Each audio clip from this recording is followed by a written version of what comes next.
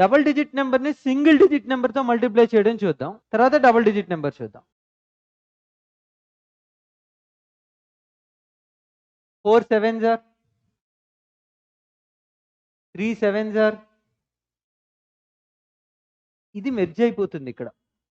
28కి 2 merge అయిపోతుంది. 301 మన answer అవుతుందన్న. మీరు ఒక డబుల్ డిజిట్ నెంబర్ని సింగిల్ డిజిట్ నెంబర్తో మల్టిప్లై చేసేటప్పుడు ఫైనల్ ఆన్సర్ డైరెక్ట్గా చెప్పాలి మనం. స్టెప్స్ ఎలా ఉంటాయంటే ఇలా చూడగానే 28 21 అనాలి. 21లో 2 మాత్రం 28కి ఇస్తాం. అప్పుడు ఏమవుతుంది అది 30. సో 30 మళ్ళీ లాస్ట్లో ఒక 1 ఉంది కాబట్టి 301. ఇంకొన్ని చేద్దాం.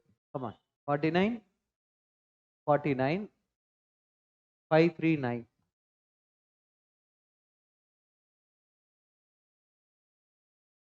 72 54 774. ఒక డబుల్ డిజిట్ నెంబర్ని సింగిల్ డిజిట్ నెంబర్తో ప్రొడక్ట్ చేయడం వచ్చిందని అనుకుంటున్నాను. ఇప్పుడు ఒక డబుల్ డిజిట్ నెంబర్ని ఇంకొక డబుల్ డిజిట్ నెంబర్తో ప్రొడక్ట్ చేయడం మనం చూద్దాం.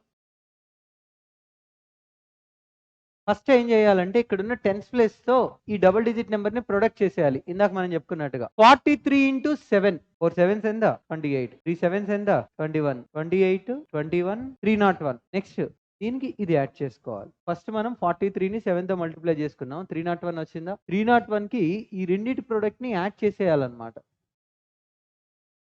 301 ప్లస్ 8 309.